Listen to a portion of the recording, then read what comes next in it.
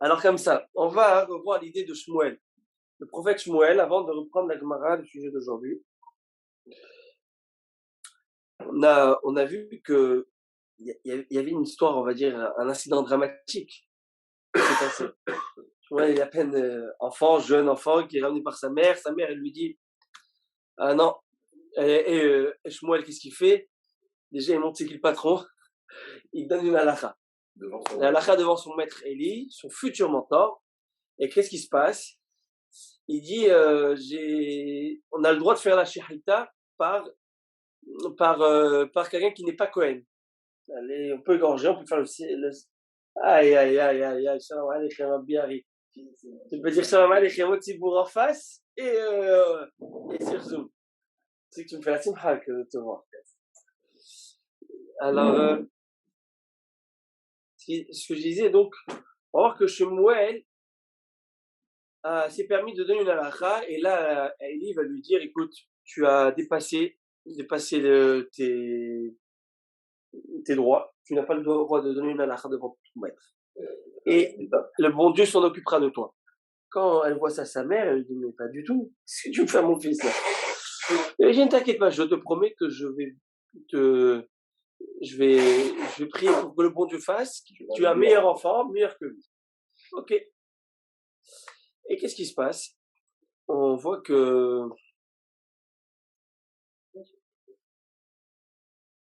un moment, elle va pleurer. Elle va dire, Elana Razit Palalti, j'ai pleuré pour cet enfant, j'ai prié pour cet enfant, pas personne d'autre, je veux pas un autre enfant. J'ai écouté une explication, j'ai lu une explication qui est magnifique, que je l'avais dit à l'époque, je pense à un chiot, je sais plus quand. On va expliquer. Élie, alors, elle va prier elle va dire, c'est pour cet enfant que j'ai prié, personne d'autre. Élie avait une peur bleue. Quelle peur? Il a en tête que cet enfant, c'est le fruit de l'union de Hana et Elkana. Mais qui est Elkana? Elkana, c'est l'arrière-petit-fils de Korah. Il a ce background en tête et il a ce traumatisme. Va savoir si c'est pas les mêmes gènes que son grand-père qui reviennent. Et qu'est-ce qu'il a fait, Korah? La mahloket. C'est qu'il a voulu être mieux que Moshe. Il a montré que l'hiérarchie dans le Ham Israël, il n'y a pas de hiérarchie, on est tous communistes. Tous la même. Tout le monde est la même enseigne. C'est faux, il y a des rabbins, une autorité, il y a des élèves, et ces élèves vont devenir maîtres, etc., etc. Mais ça marche comme ça. Donc lui, lorsqu'il voit cet enfant qui se permet de donner une halakha devant son maître, qui est tout jeune, on a parlé du dernier cours, chez Moël, est ramené par sa mère après 2 ans où il vient de naître, il l'amène au tabernacle, au Mishkan de Shiloh, où elle avait prié pour avoir cet enfant se permet de donner une halakha devant Élie. On ne va pas rentrer dans tous les détails de la halakha, on ne va pas le répéter. Et il va lui dire, il n'a pas le droit de faire une halakha pareille devant son maître, il va décéder, mais t'inquiète pas, je vais te bénir pour que tu aies un meilleur enfant. Elle va dire, je ne veux pas, je veux cet enfant. C'est cet enfant que j'ai prié, pour cet enfant. Alors on avait donné quelques explications la dernière fois, on a montré comment une maman, lorsqu'elle prend soin de son fils et lorsqu'elle est là pour protéger, elle sort les griffes, j'allais dire, l'enfant ne peut que réussir lorsqu'il voit ce que sa maman attend de lui. En tout cas. Et là, j'ai voulu dire comme ça, qu'il avait en tête que peut-être c'est le fameux petit-fils de Korah. Et qu'est-ce qui se passe? On a ressent dans les gènes biologiques, là, dans l'ADN, les mêmes gènes de celui qui veut faire la mahloket, celui qui veut prendre le dessus. Alors il dit, ça, si c'est pour un enfant comme ça, c'est dangereux. C'est ce qu'elle va lui répondre, Anna. Elle va dire, non, mon maître. Elana Razit Palalti. Cet enfant, biologiquement parlant, il ne devrait pas exister. J'étais stérile. Donc cet enfant, c'est l'enfant de mes prières. C'est un enfant qui n'a aucun rapport, aucune relation avec ses ADN des prédécesseurs. Rien à voir. Il n'aurait pas dû être ici vivant. Elana Razit Palalti, il vient que de ma prière. Rien à voir avec avec la descendance. Rien à voir. Ça, c'est exceptionnel. Et lorsqu'il entend ça, ça le rassure. C'est pas beau ça? Ça, c'est $1 milliard à Botaï. Là, je viens de mettre $1 milliard cash sur la table. Cash. Rabbi Marco, vous les prenez les milliards?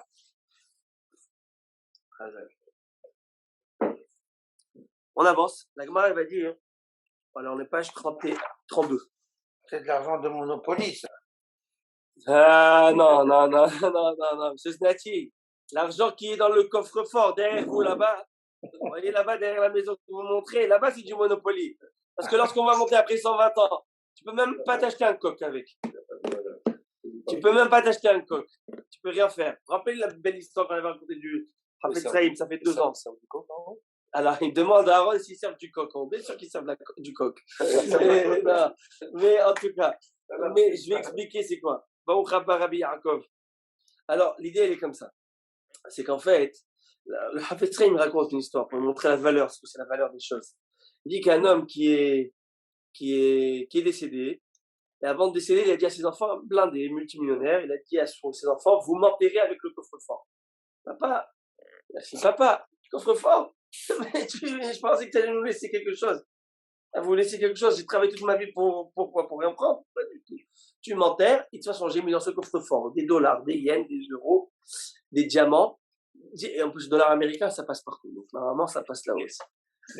Et il prend le beau diamant, il avait bien emballé pour pas qu'il se brise quoi que ce soit, enfin, ne brise, je pense pas, mais qui se raye ou qui se. Et il l'enterre avec, eux ils font Ashkava, ils pensent au dollar qu'ils viennent d'enterrer aussi avec un dollar. Et là, le type, il monte là-haut, il monte dans le ciel, M. Znati, il monte au ciel, et il arrive, après quelques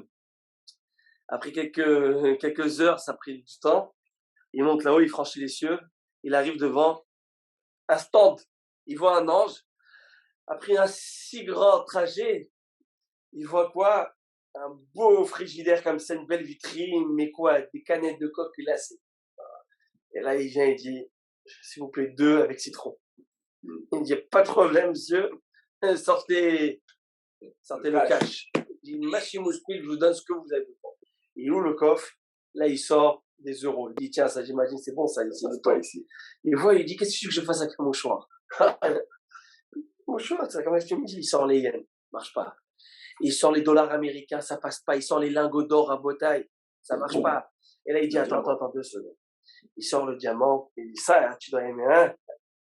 Il dit ça, qu'est-ce que tu fais avec les pierres? Tu te fous de moi? Il lui dit, attends, je vois le petit papier là qui est élastique, le bout de papier que tu avais entouré le diamant avec, donne-moi. Il voit, taxe reçue de dons pour la tzedaka. Ah, sage, tu peux acheter ce que tu veux ici avec. Avec ça, tu peux acheter tout ce que tu veux avec. Ça, c'est la métioute. Les gens, qu'est-ce qu'ils prennent avec eux? Rien, on ne prend rien. On lit ce pasouk. Apparemment, il faut prendre ses reçus d'impôt avec ça. Hein? Apparemment, il faut prendre ses reçus d'impôt avec ça. Alors là, ne demandez pas de vous intéresser à ce matin avec les reçus d'impôt de la RC, mais c'est pas ça que je veux dire. Mais les mecs, c'est ça, tu rigoles, mais c'est ça. Il y a des gens qui demandent, des rabbinim qui demandent même d'enterrer avec leurs livres qu'ils ont écrits, les ouvrages qu'ils ont écrits. J'ai vu ça, les ouvrages, avec ça que je montais à Kadosh Baruch Hu, je lui prouver, voilà ce que tu m'as donné la vie, voilà ce que j'ai fait avec ta vie. C'est l'image, il ne va pas partir avec les livres. Ben non, il y a dans cette image quelque chose de peut-être presque, il ne va pas monter avec, comme pour dire, voilà, je veux prouver à Kadosh Baruch Hu que, voilà, c'est ça. Mais c'est une image, comme vous dites, mais c'est une image qui, c'est un symbole très fort, ils l'ont fait, une fois, en tout cas, j'ai déjà vu. Maintenant, j'ai déjà lu en tout cas ce sujet. Peut-être que les livres, ils devaient faire Geniza déjà, il avait déjà utilisé, mais en tout cas, pour prendre le conseil. Voilà, pour montrer à Kadosh Baruch Hu, symboliquement, voilà, tu m'as donné une vie, voilà ce que j'ai fait avec ça. Et ça, on sait que c'est vrai ça. On le sait tous. Moi aussi, je le sais, on vient de le dire. Mais on ne prend pas conscience. On ne prenait pas conscience. On sait tous qu'après 120 ans, personne ne va répondre avec lui. Alors tu te poses la question pourquoi des X, Y, Z continuent encore à travailler à la place de vaquer à des choses qui sont peut-être plus importantes dans leur vie. Non, parce que time is money, money is la cupidité, le khemnat mamon, c'est un gros etc. L'argent. Qui n'aime pas l'argent? Il doit prendre l'argent, bien sûr. Et même s'il a déjà au-delà de ce qu'il faut. Tu dis, mais pourquoi tu fais? Il te dit, le travail, c'est la santé. Ouais, mais tu te tues de la santé. Maman lâche. Non. C'est quelque chose qui est le mammon, ça fait partie d'un Yitzhara. C'est un Yitzhara qui est. Il y en a qui n'ont pas ce Yitzhara. Il y en a qui sont radins. Il y en a qui sont Yitzhara de la bouffe. La nourriture, ils adorent manger. Il y a des gens, ils ont le Yitzhara. On dit des gens, hein, je me mets tout dans ces gens, c'est moi. C'est Yitzhara qu'on aime. J'ai hâte de vivre la bouffe. C'est comme ça. Alors chacun doit travailler sur son Yitzhara. Maintenant, on va reprendre ce que la Gemara a dit. La Gemara, on s'est arrêté à la fin de la Gemara, qui disait que Hannah, elle avait parlé de manière difficile à Dieu, de manière, j'allais dire presque cavalière. Hannah, elle a dit à Dieu, tu m'as donné une poitrine, tu m'as donné des seins maternels, pourquoi? Pour allaiter des enfants, et j'ai pas d'enfants, alors à quoi ça me sert ça? Pourquoi tu l'as fait? Elle a été assez dure. Et la Gemara va dire que Hannah et d'autres personnes ont parlé de manière assez dure à Hachem. C'est pas une manière de faire, de dire, mais quand même, je vais dire, c'est ces grands-là qui se sont osés pour le bien-être du peuple d'Israël. Avec toujours ça va être le bien-être du peuple d'Israël. Eliyahu Hanavi et Moshe Rabbeinu. Eliyahu Hanavi, dans quel contexte? Eliyahu Hanavi dans le contexte où il va dire à Dieu, à l'époque du roi Ahav, tout le Ham Israël, la majorité, tous, si ce n'est pas tous, étaient en train de faire la Avodah Zara, faire l'idolâtrie. Ils faisaient l'idolâtrie et ils faisaient donc le samedi à la synagogue et dimanche à l'église. C'est comme ça que ça marchait dans leur tête. Et lui, il va leur dire, Eliyahu Hanavi va leur dire, Tsenaf, ou vous allez à l'église, soyez de bons cathos, ou vous soyez de bons juifs. Mais ça marche pas de faire les deux. Ça marche pas. Parce que tu te laves ta conscience du samedi, tu te laves la conscience du dimanche le samedi prochain, et à Odaï, tu fais comme ça, et donc ça sert à quoi? À rien. Tu vas arriver à rien.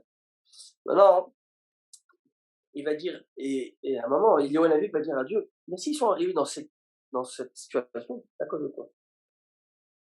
Toi, tu leur as mis un cœur de pierre. Tu leur as rioti. C'est-à-dire que tu as mis un cœur, entre guillemets, c'est que tu leur as enlevé le libre arbitre. Tu peux plus choisir, tu peux plus faire tes choix. Et Dieu va confirmer ça dans un autre verset plus tard par un prophète. Dieu va dire, Asher Arioti. Dieu va dire, et celle que j'ai entraînée à être mauvaise. Dans le sens où une personne a fait du mal. C'est toi qui as choisi de faire du mal toute ta vie. À un moment, le bon Dieu dit, ben, tu sais quoi, je t'enlève le choix de choisir du bien maintenant. Et donc, on va voir que la Gemara, elle va nous dire tout de suite que grâce à 3 versets que l'on va voir tout de suite, 3 versets complètement différents, on va trouver cette idée. Le point commun de cette idée, c'est que quoi?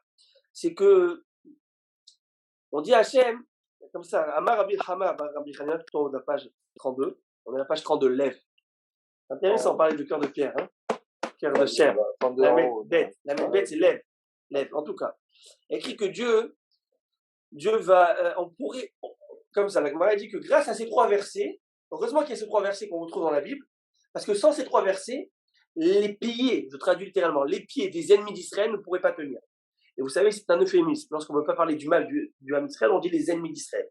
Et là, on voulait dire les pieds du Ham Israël n'auraient pas pu tenir. Ça veut dire que qui peut, devant Dieu, après 120 ans, dire bah, tu sais, j'ai fait ça à cause de ci ou à cause de ça. Quelle situation atténuante tu as? Aucune. Alors, grâce à ces 3 versets qu'on va retrouver, on a un pseudo-situation atténuante à notre comportement. On va le comprendre dans un instant. Premier pasouk, s'il vous plaît, vous pouvez le retrouver. C'est un pasouk les pieds ou les piliers?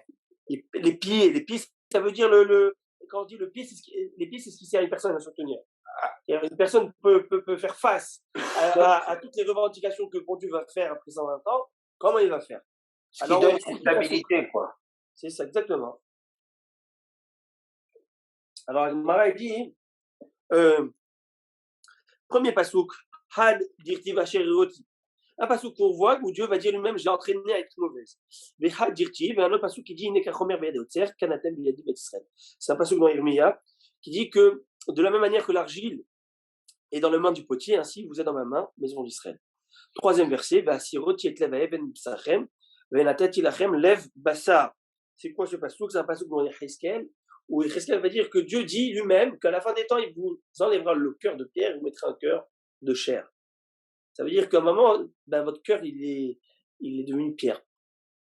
Il y a une période voilà. où le cœur était endurci. Voilà, était endurci. Ben, et donc, ça veut dire que c'est au Dieu d'aujourd'hui nous remettre ce cœur. Mais tout de suite, le marchand des commentaires du Talmud dit alors, comme toi, tu ne crois pas qu'avec ces 3 raisons, tu vas venir au ciel, tu vas couler douce. Ça ne marche pas. Mais c'est une manière pour le Chachamim veut dire que, de manière générale, pour le Ham Israël, de manière générale, on trouve une situation atténuante et quelque chose qui va sortir un petit peu du jugement. Et là, Gemara va dire qu'on retrouve les mêmes idées, plusieurs sources différentes, la même idée, et puis après on va arriver dans quelque chose d'intéressant. Rav Papa Amar, Papa, non, pasouk. Et je vous placerai mon esprit en vous, et je ferai en sorte que vous marchiez dans mes statuts. Ça veut dire que la Tchem te dit que ça dépend de moi. C'est moi qui va insuffler l'esprit, le bon esprit, saint d'esprit. Donc on voit que ça dépend encore de Dieu. C'est un autre pasouk. La Gemara va dire comme ça. Regardez. Amar Rabbi Lazar nous dit Moshe tiach dvarim klapé ma'ala. Moshe a lui aussi lancé des paroles vers Akadosh Baruch Hu. Et qu'est-ce qu'il a dit? Et là, ça commence un bataille. Tout ce hamoud, toutes ces pages, si vous avez le pasouk, les versets que l'on lit durant on appelle ça, Vayihal Moshe, dans Parashat Kitissa, c'est ce même verset qu'on lit pendant le Ta'anit Tzibo, pendant les jours de jeûne. On lit Shaharit et Mincha, un même passage, qui est dans Parashat Kitissa, qui se trouve après la faute du veau d'or. Et donc, la Gemara va analyser tous ces versets maintenant, elle va donner des explications exceptionnelles sur le plaidoyer qu'a fait Moshe, le plaidoyer qu'avait Moshe par rapport pour plaider la cause du Ham Israël après la faute du veau d'or. Vous allez voir, c'est très intéressant. La Gemara va dire comme ça. Veitpalel Moshe El Hashem. Il écrit que Moshe pria El Hashem. El Hashem, ça veut dire vers Hashem. Mais Chachamim nous disent Al Tikre El Hashem et la Al Hashem. Ne dis pas, il a prié vers Dieu, mais tu peux dire aussi Al. Tu peux dire, parce que le Aleph et le Aïn, ce sont ce qu'on appelle des lettres gutturales. Aïn et Het, ça vient de la gorge. Il y a des lettres labiales. Bet, P, n'est-ce pas? Mem. Il y a des lettres, les shoniyot, qui viennent de la langue. Lamed, avec la langue.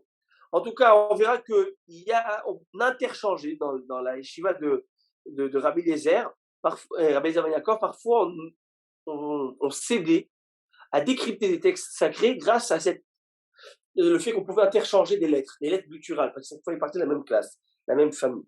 Et on disait, les Aleph, on les appelait Aïn et vice-versa. Donc, quand tu lis à Hachem, il prie El Hachem vers Dieu, tu peux lire Al Hachem, sur Dieu. C'est-à-dire, il a prié sur Dieu. Il lui a mis un dossier sur lui. Il lui a dit quelque chose sur lui.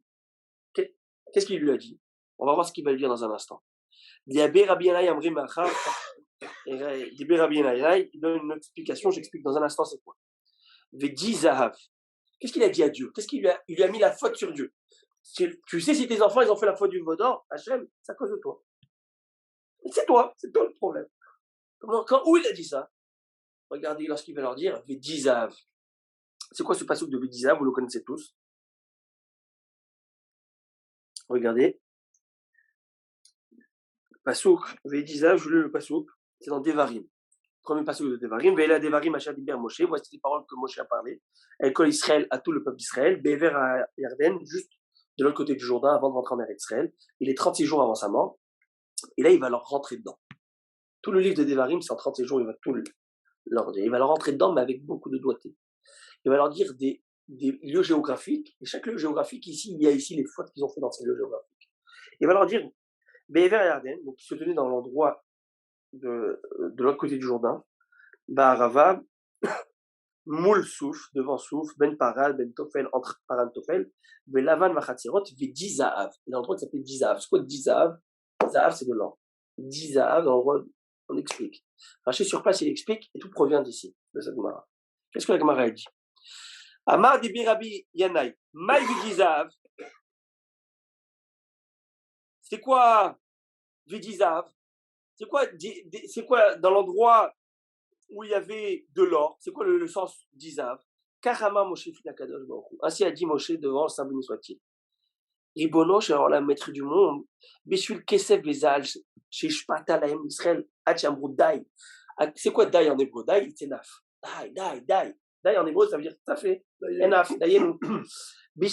Beshul Kesef Bezal, à cause de l'argent et de l'or que tu as déversé sur l'âme Israël, jusqu'à qu'au point qu'ils disent ça suffit, combien d'or on va voir? Ils avaient tellement d'or et d'argent qu'ils sont sortis d'Égypte, mais quoi, chargés en or et en argent, ils ont vidé l'Égypte. Ils ont pillé l'Égypte, il n'y avait plus rien. Ils arrivent dans la traversée de la mer Rouge, tous les bijoux qu'avaient porté les Égyptiens pour venir en guerre contre et les carrosses en or et tout, ils ont tout tapé. Mais tu sais combien d'or tu leur as donné, tes enfants? Donc Moshe il dit directement à Hachem, mais c'est à cause de toi. Ou Garam eh bien ils s'ennuient, ils ont fait le bon d'or. Tu leur as donné trop. Quand on en a trop, on oublie le bon d'eux. C'est ça. Eh, va dire ça à Dieu, toi. Va dire ça à Dieu. La Moshe, là, on va le voir, Ayam et Emna, le berger fidèle, il va brûler ses ailes. Il va se brûler pour nous. Il va se brûler pour nous. On avance, la Gemara ce qu'il a dit. Amri Debi Rabbi Yanaï.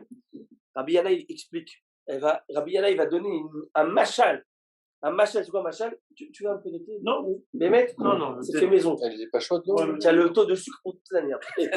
Moi, j'aime pas, je bois. En tout cas, qu'est-ce qu'il y a écrit ici? Il y a écrit, il donne un machal pour nous expliquer. Un machal, c'est déjà une parabole. En ari noem, tor coupa shel teven, elam kor coupa shel basar.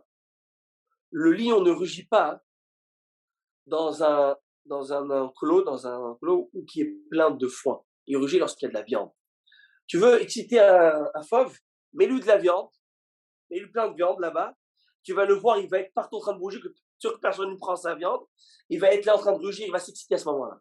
Si tu le laisses affamer avec du foin, il va être, on dirait, un amorphe. L'âme Israël, tu les as excités avec de l'or et de l'argent, ils en avaient plus qu'assez. Eh bien, ils ont fait le bonheur. Mieux encore. Amar Rabbi Oshaya, mais la Gemara Rabbi Oshaya va donner une autre illustration. C'est sûr qu'il faut aller comprendre qu'est-ce qu'il y a derrière ces illustrations, dans le sens où est-ce qu'on est bête pour. Tu m'as expliqué, tu m'expliques plus avec une illustration. Il faut aller chercher là-bas et creuser un petit peu. Mais Amar Rabbi Oshaya donne une autre analogie. Machin, la dame Shaya Loparak, Rocha, Balat Evarim. Un homme, il avait une vache qui était, mais quoi? On voyait les os. Elle était maigre de chez maigre. Il a eu de la peine, qu'est-ce qu'il lui a fait? Il lui a nourri de très bonne nourriture. Vraiment, de la verdure exceptionnelle. Il a donné de la laitue là-bas. Il a gâté. Elle a mangé, elle a grossi. Dès qu'elle avait la patate, dès qu'il venait, il lui mettait des coups de sabot. Elle lui a dit, c'est parce que moi je t'ai gâté, je t'ai donné tout ça, qu'est-ce que tu me fais? Tu me craches avec? Tu me craches dessus? Le bon Dieu, c'est quoi qu'est-ce qu'il nous dit le bon Dieu? Tout ce que je t'ai gâté, tout ce que je t'ai donné, tout ce que je t'ai offert, et avec ce zahab, l'or que je t'ai gâté, tu me fais un veau d'or? Tu es sérieux ou quoi? Alors, mais là, de l'autre côté, mais là, l'analogie, elle est de l'autre sens, j'explique. C'est-à-dire que la Kadosh va envoyer, c'est à cause de moi. Parce que je t'ai donné à manger, entre guillemets, toi, vache, je t'ai donné à manger, donc tu as la force aujourd'hui de vous taper. Parce que vous, je t'ai donné trop d'or, et là, vous avez la force de me planter le couteau et le chas de cela. Parce que je vous ai, donc, peut-être j'aurais pas dû vous le donner. Donc, je porte le blâme. Il a accepté. Alors, on va voir s'il va accepter ça. On va voir. Rabotaille, troisième analogie, là, elle monte de niveau. Et là, après, je vais m'étendre un petit peu, 2 minutes un petit peu. Amar Rabbi Chaya Baraba, Amar Rabbi Yochanan. Rabbi Chaya Baraba a dit au nom de Rabbi Yochanan. Machal Adam Echad Shayel Oben. Tu veux une parabole? Qu'est-ce qu'il y a? Je suis avec toi. Ah, tu es avec moi? Tu es là-bas là? Ah, ok. Machal, qu'est-ce qu'il y a? Un homme qui avait un fils. Et Hitzov et Sacho, il lui a donné un bain, il va le frictionner, il a fait beau gosse. Hein? Et Echilo Vishko, il l'a nourri, il lui a fourni de la boisson. Il a bien important. Talo Lokis Altsavaro, il lui a mis une bourse d'argent ici. Tiens, mon fils, tiens, prends de l'argent. Veo Shivo al Petah chez le Zonot, il l'a mis dans l'entrée des maisons des coves, les maisons glosses, prostituées. On part dire autre chose. Ok? Maya, c'est Antoine Ben Veloerta. Qu'est-ce que tu veux que ce gosse il fasse pas de ravérote? Il est beau gosse, magnifique, il a la patate. Tu lui donnes l'argent, il ne doit plus finir. Et tu le mets où? Tu l'installes devant les Zonotes, devant les prostituées, et tu lui dis maintenant ne faute pas mon fils. Mais qu'est-ce que tu veux? Il est voué à la pire. Bien sûr. Et en 2 mots, c'est ce que Moshe a dit à Hachem. C'est toi. Tu les as gâtés, tu leur as tout donné, et maintenant tu les tentes. Tu les mets dans l'endroit du Yitzhara. Qu'est-ce que tu veux? C'est chaud quand même. C'est dur. À Botaï, il faut faire attention avec nos enfants. J'ai été dur une fois avec quelques parents qui sont venus me pleurer. Bémet, je le dis. Notre fils, il voit à droite, il voit à gauche, et il fait ci, il fait ça. Je leur ai ramené cette marre. Et ton fils, tu lui donnes tout. Il a à peine 10 piges, 10 ans, 11 ans, 12 ans. Tu lui donnes des portables avec accès illimité à tout ce que tu veux. Pour moi, ça s'appelle pétard chez Zonot. C'est l'endroit des maisons prostituées. Vas-y, donne-lui. Après, tu viens me pleurer, tu me dis quoi? Mais pourquoi il est comme ça? Mais pourquoi il a sa tête, elle n'est pas dans les études? La tête dans le truc de l'autre, de la voisine. Voilà, elle est où? C'est ça que tu veux voir? Ouais, c'est ça. C'est exactement ça que tu veux. Maïa, c'est auto abel velorista. Quand tu en as trop et tu sais plus quoi faire et tu t'ennuies, les gars, ils ont eu de l'argent. Ils leur fait monter à la tête, et bien ils s'ennuient, ben, c'est plus sa femme, c'est la femme du voisin qui va le tester. Parce qu'ils s'ennuient. Too much. Et là, tout de suite, je vais expliquer ce que nous dit le Zera Shimshon. Aïe, aïe, aïe, le Zera Shimshon. Vous avez entendu parler du Zera Shimshon, c'est la nouvelle mode. C'était le rap de Pise, la ville de Pise en Italie. Alors, ce livre, il commence à sortir partout. Paraît-il qu'ils l'ont retrouvé, ça fait pas très longtemps, ils l'ont réédité. Il y a une grande ségoula d'étudier son Sefer, il a promis des choses exceptionnelles, il faut lire.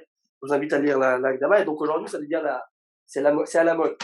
Et il dit des choses exceptionnelles, vraiment, très profondes. Et un haïdouche que j'ai étudié dans Parashat Noir, qui est en rapport à cette Gemara. Et je me suis dit, quoi, je vais le garder pour moi. Je sais pas, je partage. Alors je partage avec vous, Rabotai. Il dit comme ça.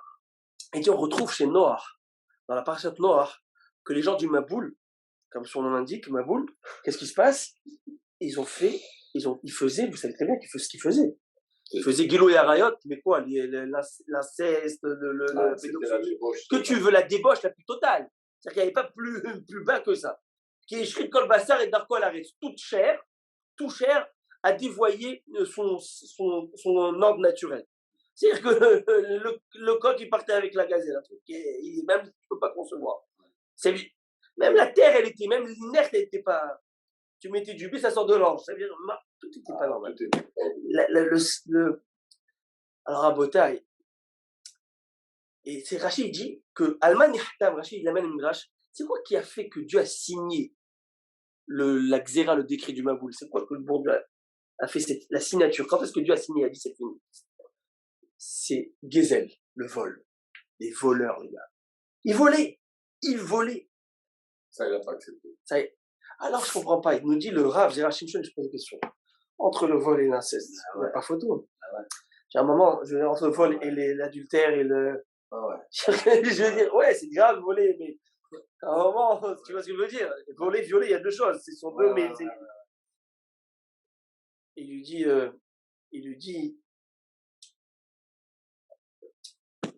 Regardez comment c'est beau ce qu'il dit, le Rav.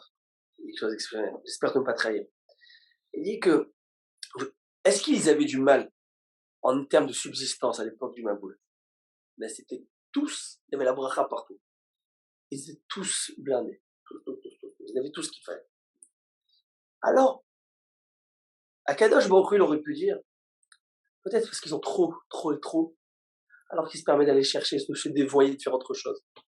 Faire tout ce qui est la débauche. Qu'est-ce qu'on vient voir? Le problème, et là, c'est ça que ça me dérange, c'est que vous allez voler aussi. Vous allez voler. Déjà donné beaucoup. Vous avez tout. Vous avez tout.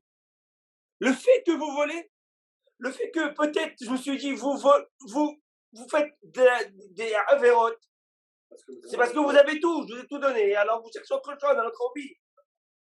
Mais quoi, tu es tellement mauvais au point d'aller voler lorsque tu as tout, alors tu paieras sur tout, enfin frère. Parce que alors ça veut dire que lorsque tu vas faire de la débauche, tu ne vas pas faire de la débauche parce que pour X, Y, Z. C'est parce que tu es mauvais dedans. Alors tu es mauvais dedans, tu paieras sur tout. Voilà comment il est parti chercher. C'est fort. Tu voles lorsque tu as tout. Alors maintenant, tu n'as même plus de situation atténuante lorsque tu faisais de la débauche, quoi que ce soit. On se disait, ils avaient trop et trop, alors ils ont fait la débauche. Si alors quand tu es tellement mal, alors c'est que tu vois, c'est que tu n'as pas assez, donc ça c'est mauvais. Tu es mauvais dedans, tu payes sur tout. C'est le Gezel qui a fait signe, ça c'est le Zera Shimshon. Que j'ai lu. Maintenant on avance dans la Gemara. C'est bon ça, hein? La bouteille. On aussi. Ok, on avance. La Gemara va dire. La Gemara dit, hein? Ça c'est plus qu'1 million. Ça c'est plus qu'1 million. On y va ce que la Gemara dit.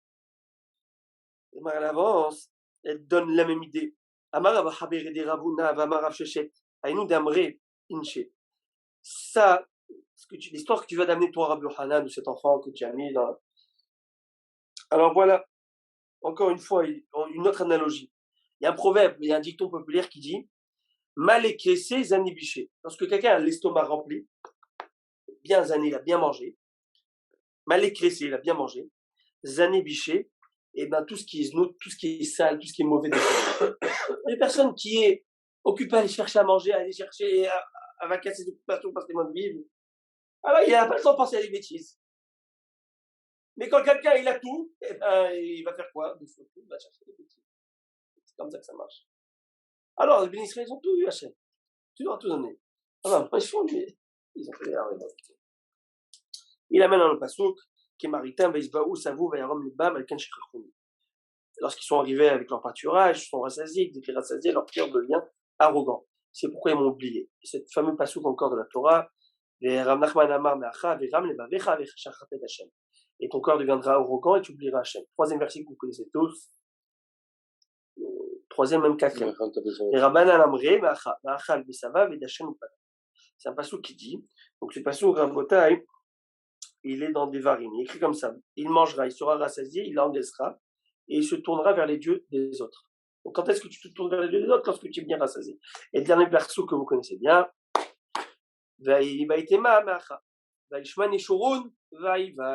en parachat Azinu, ils sont dit, et Shurun, c'est Am Israël, il a été engraissé, et il a mis Vaïvat, il a mis des coups de pied. Quand tu as tout eu, très facilement à Botaï, personne, lorsqu'elle commence à monter, elle oublie d'où elle vient. Parfois, ça arrive. Elle oublie d'où elle vient. Là, ça est monté à la tête. Et là, elle oublie ses amis à droite, elle oublie ses amis à gauche, elle oublie sa famille. Ça lui monte à la tête, elle se prend pour je ne sais pas qui. Faire très attention à ça. Après, tu peux devenir arrogant. C'est ça que le Ham Israël, il a eu, j'allais dire même trop vite. J'allais dire l'ascension était trop vite. Les mecs, en 40 jours, ils sont sortis d'Égypte, Alors, voilà ce qui s'est passé en 40 jours, ils ont fait. Surtout où ils ont commencé, où ils ont été. Où ça? Ça veut dire qu'ils étaient au bas du bas du bas. Le plus bas, ils sont montés plus vite, trop vite même. Hachem qui les a ici. Je sais pas si on peut dire ça, mais voilà. C'est-à-dire qu'ils ont eu. Si on retrouve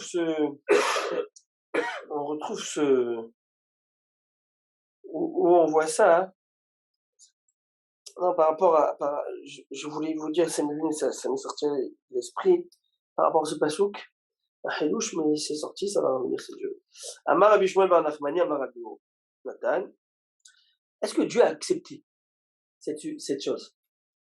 Est-ce que Dieu a confirmé, bon, tu as dit, mais est-ce que Dieu accepte tout ce que tu viens de dire?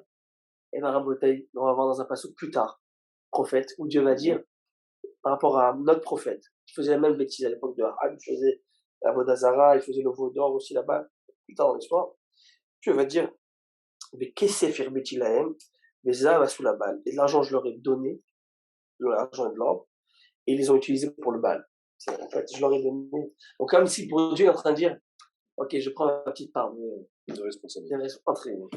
Et bien sûr, on prend tout ça entre nous. C'est comme si tu offres à quelqu'un une Ferrari et t'écrases avec. C'est pas plus ingrat que ça.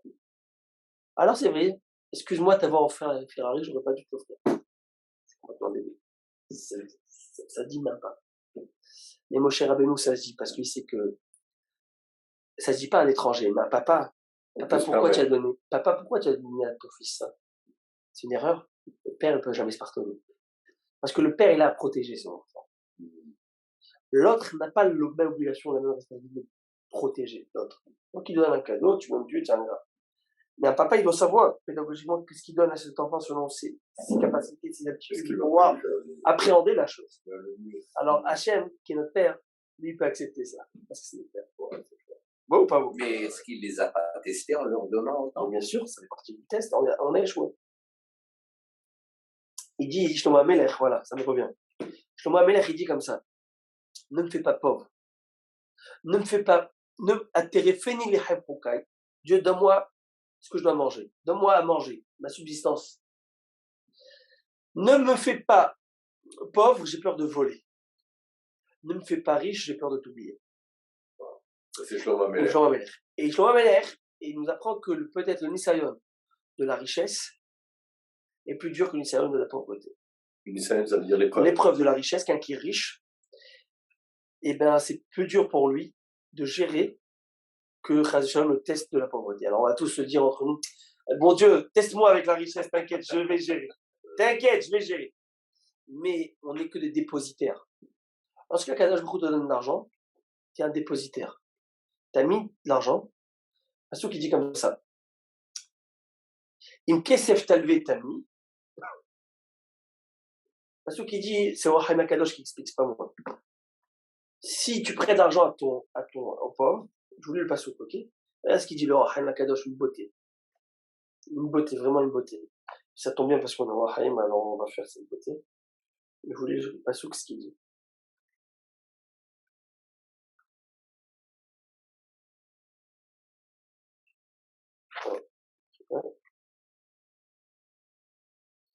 Ah voilà. Im kesef talvé tami. Si de l'argent tu prêtes à mon peuple, Je suis dans la Gemara. Désolé. et t'es ani imach, et que tu prends avec toi le pauvre, tu aides. Une traduction de et et ani imach, le pauvre avec toi.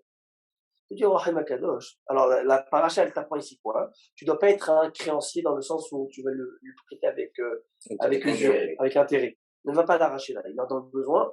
Donne-lui ce qu'il a besoin, tu lui prêtes, etc. Mais ici, le Rahim te dit, c'est quoi, t'es un marque le pauvre avec toi? Si toi, tu es blindé, si toi, tu as de l'argent, c'est grâce au pauvre. L'argent du pauvre, il est chez toi. Il attend qu'il revienne chez lui. Le bon Dieu t'a donné de l'argent pour que tu transfères à droite et à gauche. Quand tu feras ça, tu as été un bon dépositaire. Et si tu es un bon dépositaire, le bon Dieu il dit, ben, tu sais quoi, celui-là, c'est un mec de confiance, je lui donne encore plus. Il sait ce qu'il fait avec son argent. Mais si le gars, c'est pas un mec de confiance, le bon Dieu, il va dire, alors, vous trouverez quelqu'un d'autre, vous mettez l'argent. Je le mettrai chez quelqu'un d'autre. Donc tu veux la beracha, melach mamon chaser. La Gemara dit melach mamon chaser. Tu sais quoi, le sel de l'argent, le sel c'est ça va conserver. Le sel de l'argent c'est chaser, c'est d'enlever de l'argent. Prends l'argent et donne-le au pauvre. Tu donnes au pauvre, tu vas avoir plus d'argent. Tu vas avoir quelque chose qui va protéger ton argent. C'est ça qui va conserver ton argent. Déjà parce que c'est un capital qui va jamais se perdre. Il est là-haut.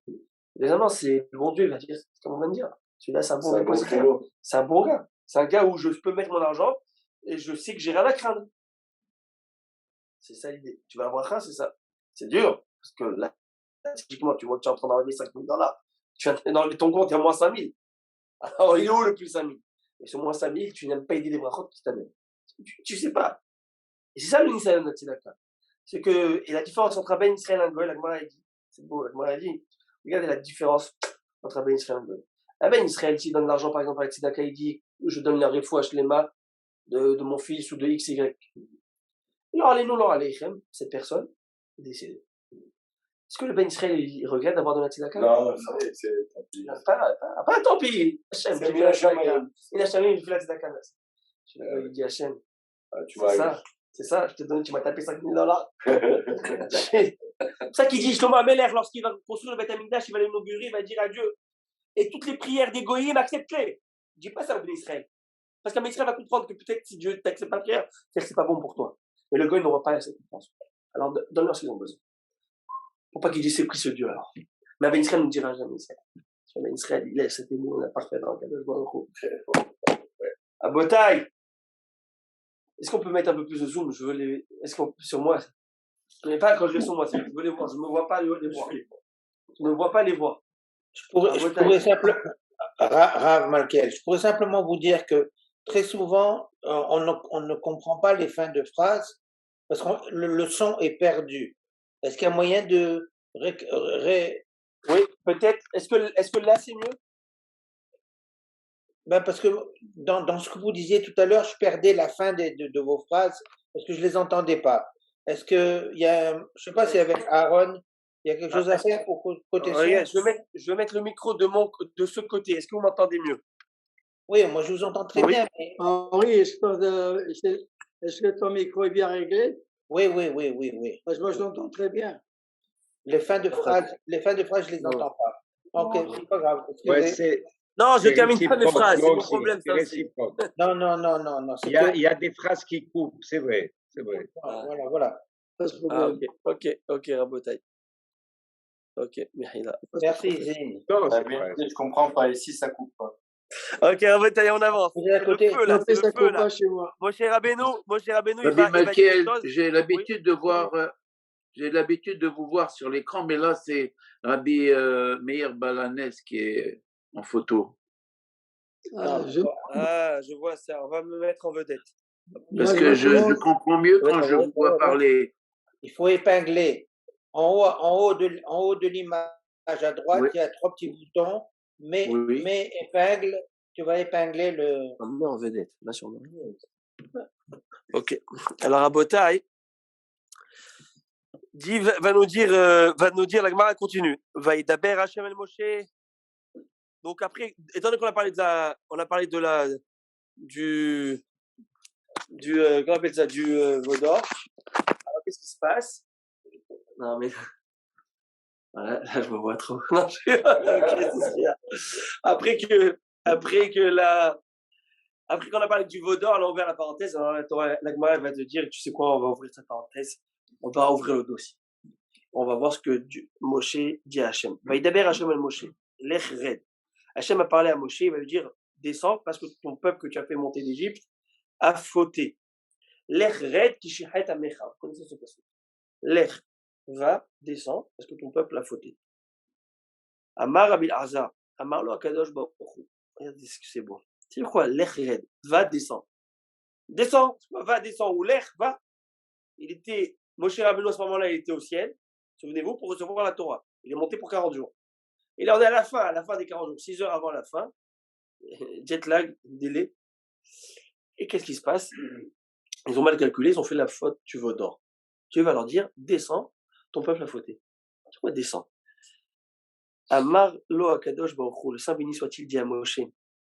Moshe red migdulatecha. Moshe, tu dois descendre de ta position de grandeur qui tu étais. Parce que tout ce que tu as, kulum natati lechagdola el abishol Israël. Parce que tout ce que je t'ai donné, c'est pour l'âme Israël. De toi, tu n'as rien de toi. Tout ce que tu as, c'est du âme Israël. Parce que tu es le berger du âme Israël. Parce que ta force, c'est l'âme Israël. C'est ça ta force. Pas beau ça? Wow. C'est-à-dire que regardez l'amour, regardez la déclaration d'amour d'Akadosh Baruch Hu pour son peuple. Pour le peuple d'Israël, c'est ça. C'est descends d'où tu es, descends de tes sphères. Parce que toute la grandeur que tu as n'est que de ton peuple. Ton peuple n'est pas à la hauteur alors qu'il n'est pas à la hauteur. Et là, déjà, on voit ce trait d'union qu'il doit avoir entre le peuple et son dirigeant. Le dirigeant du peuple. Il ne doit pas y avoir un creux entre le dirigeant et le peuple, sinon ça ne marche pas. À ce moment-là, Rav, quand il lui dit descends, ça veut dire mets-toi au niveau du peuple alors. Mais oui. Tu es aussi coupable que le peuple. Non. J'entends ce que vous dites. Mais je pense qu'il a raison. C'est ça qu'il a voulu dire, que Moshe devait se mettre au même niveau que le peuple. Non, ça veut dire que arrête de reprendre ta position de dirigeant parce que tu ne vois plus ce qui se passe au niveau du peuple. Mais ça, c'est une manière. C'est une manière. C'est comme ce que vous disiez tout à l'heure, que le gars qui fait de l'argent, il oublie sa famille. Ok, mais pas. Voilà, mais dans le contexte de Moshe, dans ce contexte, je pense que c'est différent. Dans ce contexte, peut-être, c'est dans le sens où toute la gdoula, toute la grandeur. Tu es venu faire quoi ici? Prendre la Torah? Ils ne sont pas à la hauteur de la Torah. Alors descends, tu ne vas pas l'avoir. On ne va pas rentrer dans des. Tu viens ici pour prendre la Torah, tu ne mérites pas la Torah, tu ne mérites pas. Tu ne peux pas la prendre pour toi tout seul, la Torah. La Torah est pour eux. Donc descends de ton pédestal. C'est parce que s'il s'agissait pour eux. Et qu'eux ne sont pas méritants, alors je ne peux pas. Et bien Rabotai, tu sais ce qui se passe à ce moment-là. Ici, dans la traduction de la Gemara, il a carrément dit genre que si c'est moi qui t'ai accordé la grandeur et la prominence, et si Israël ils ont fait un péché, alors pourquoi j'ai besoin de toi? Ça, c'est la question. C'est un peu. L'idée, c'est un peu la même chose. C'est l'idée que. Elle est là. C'est que toi, tu es Moshe Rabbeinu. Moshe Rabbeinu, tu le mets de qui? L'homme Israël. Si l'homme Israël ne te suit pas, si l'homme Israël n'est pas à la hauteur, alors tu ne mérites pas cette hauteur. Tu ne mérites pas toute cette doula que je te donne. Parce que je vous lis et je vous traduis. Kulum natati lecha gedoula et nabi Israël. Tout ce que la grandeur que je t'ai donné, je ne t'ai donné que pour l'âme Israël. Mais maintenant, Israël a fauté. Alors, attends la malie, alors pourquoi j'ai besoin de toi maintenant? C'est ce que je dis. Pourquoi j'ai besoin de toi? Dans le sens, qu'est-ce que tu apportes à l'équation? Mais là, c'est à la Alors, quelle était la preuve d'amour à ce moment-là dont vous parliez? Vous parliez de la preuve d'amour entre Moïse et Dieu. Entre qui? De qui à qui? De qui à qui? Vous avez parlé de la grande preuve d'amour de Dieu envers Moïse. Non, envers le peuple. Envers le peuple, mais oui. Envers le peuple. Quand il lui dit le peuple a fauté, donc descends parce que tu ne mérites pas d'être à côté de moi à ce moment-là. Retourne vers le peuple. C'est-à-dire retourner vers, c'est-à-dire que tu n'as pas amené le peuple au point où qu'ils auraient dû être. Ben, ils ont fauté. Et mieux encore, si tu es ici en haut, c'est pour le peuple. Tu es un émissaire du peuple. Si le peuple ne peut pas mériter cette chose, alors Non, mais c'est pas, quand il lui dit de descendre, c'est pas de descendre de la montagne, là, on s'entend. de toutes les titres de noblesse qu'il lui a donné jusqu'à maintenant. C'est ça, c'est descendre de toi-même. C'est ça. Ok, Il a fait rapetissir. Amoindri. Il a moindri. Alors tout de suite, Miyad Tashash Koko chez Moshe, et immédiatement, la force de Moshe s'est affaiblie. Il n'a pas eu la force de parler, de défendre Israël. Il a été démoralisé à ce moment-là. C'est ce que j'allais dire, c'est une astuce, ça. Il l'a démoralisé, mais c'est Hachem qui parle, hein, alors saute, c'est Hachem qui parle. Il te donne des comptes. Et là, mais le bon Dieu lui envoie un petit clin d'œil. Moshe ne se laisse pas faire. Papa. Avec Evan Shamar, le bon Dieu, il lui dit juste après, Eref Memini Vash Midem. Hachem veut lui dire, lâche-moi, je vais le détruire, ce peuple. Bien sûr, ça c'est une allégorie, lâche-moi.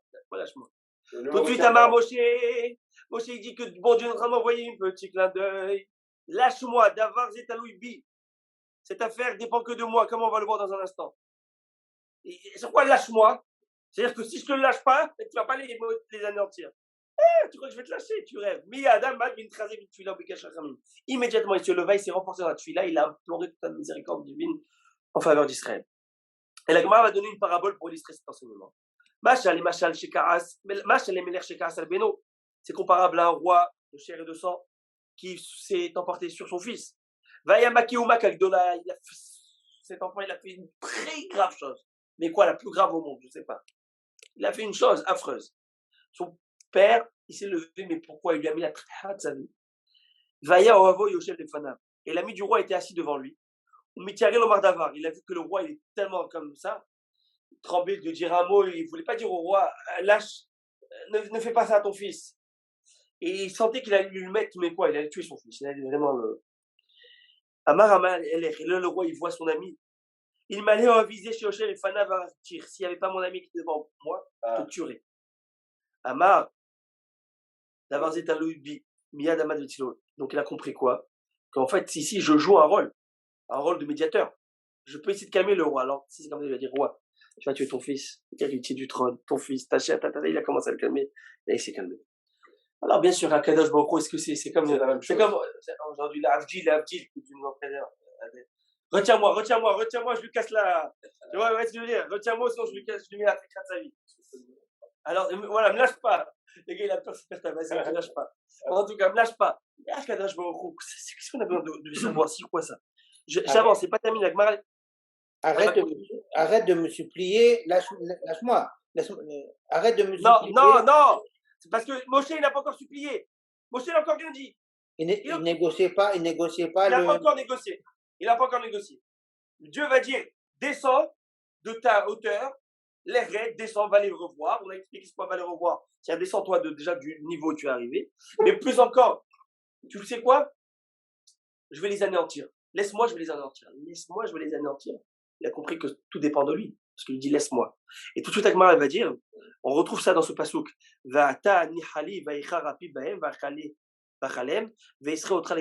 maintenant, lâche-moi. Et ma colère s'enflammera contre eux. Je les anéantirai. Et je ferai de toi un grand peuple. Amar Rabbi Abaou. Rabbi Abaou dit, il m'allait mikrakatu yefshalom. Si un tel verset n'était pas écrit par le bon Dieu, on n'aurait pas pu s'exprimer ainsi. Pourquoi? Mais la mettre, c'était face au Moshe, la Kadosh Baruch Hu, Kadam Shautofes, Traverou Bébido. Parce que ce verset nous enseigne que comme si que Moshe attrapait Dieu, comme un ami qui attrape son ami avec ses amis, pour le retenir. Et écrit Ani Khalid. Qu'est-ce qu'il dit Hachem à Moïse? Laisse-moi, Ani Khalid, laisse-moi, je vais les anéantir.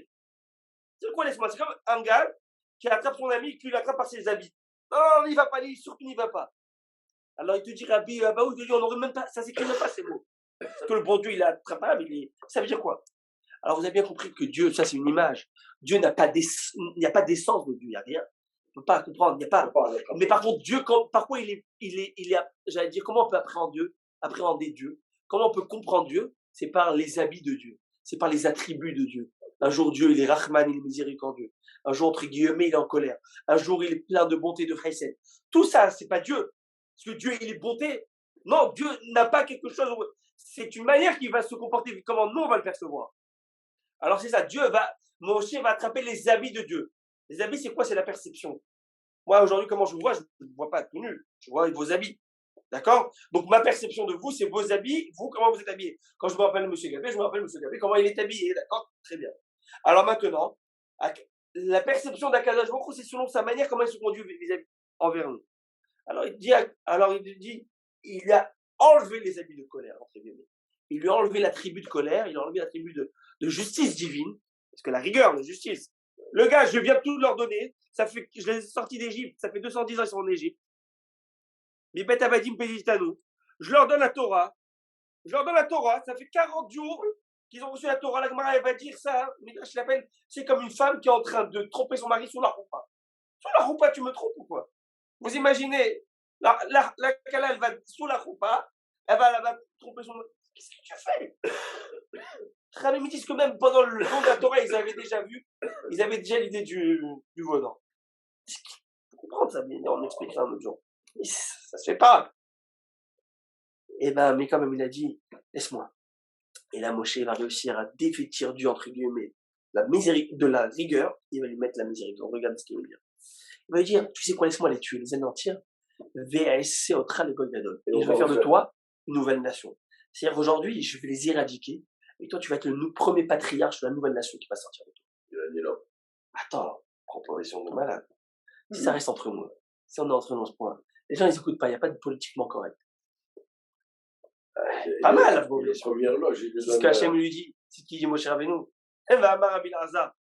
Amar Moshe Lifnei HaKadosh Baruch Hu. Dieu, Hachem, Moshe dit à Moïse, Ribono shel Olam, maître du monde, Shalosh Raglaim, Eno yachol lamod lefanecha beshat kasra. Uma qui sait shel Shalosh Raglaim, Eno yachol lamod lefanecha beshat kasra.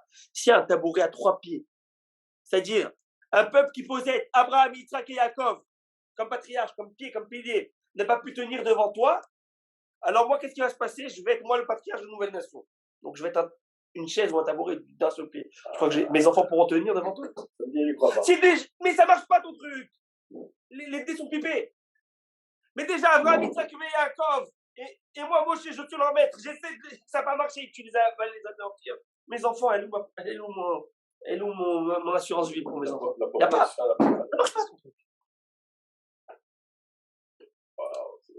Et en plus, il y a une autre explication. Vélo-Od. En plus, j'ai honte. Quelle honte. Tu veux que je monte là-haut avec Moshe, avec Avraham, Yitzhak et Yaakov, et ils vont dire, Réou Parnas, Yamid Aleem, voyez le dirigeant qu'il a mis en place sur eux. Et Bikesh Gdoula Latzmo, Velo Bikesh Alem Rafamim.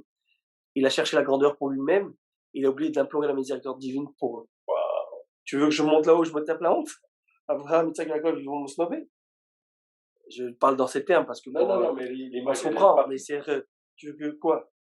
Mais si tu m'as mis comme dirigeant ici, c'est pour les plaider. Parce que j'aime chacun d'entre eux ici. Et je vous ai dit ce midrash. Je vous avais dit plusieurs fois, je vous le répète, que lorsque Moshe Rabbeinu, à la fin de sa vie, il avait fait la faute là, c'est la faute du rocher qu'il a frappé le rocher, il voulait à tout prix rentrer en Eretz Israël. C'était son rêve, c'était son dream. American Dream de Moshe, c'était Israel Dream. Et il voulait rentrer en Israël.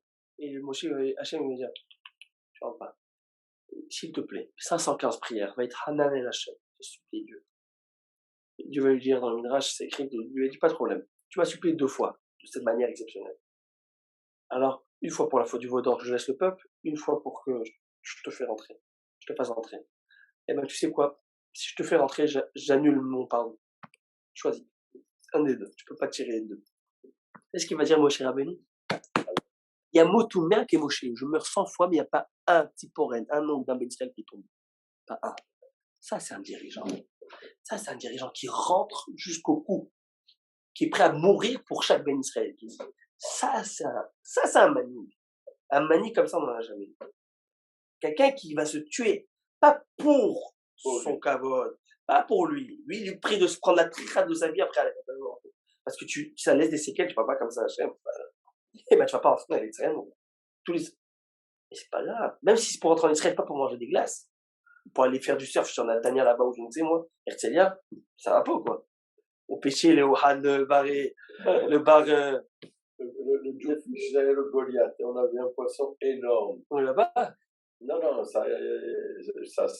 il s'appelait Joefish, le poisson juif, ils ont changé le nom, il s'appelle le Goliath. Énorme, c'est grand comme ça de table. Et caché? Je pense qu'il est caché. En tout cas, les nageoires, c'est comme des oreilles d'éléphant. Ah, bien, mais. Le Goliath, là, ce fameux poisson. S'il a été d'un jour, il a forcé. Rabotaille, venez ici, c'est chasse et pêche. Rabotaille, alors. C'est le cours qui suit. Hein? C'est le chiot juste après. Chasse et pêche. Sur, comment il s'appelle? Arte. En tout cas. Rabotaille, on avance. On avance et on termine le chiot, une beauté de chiot, mamash. Beauté de Gemara, je veux dire. Alors, Gemara dit comme ça. Vaïhal Moshe, c'est pas ce qu'on commence tous. Vaïhal Moshe.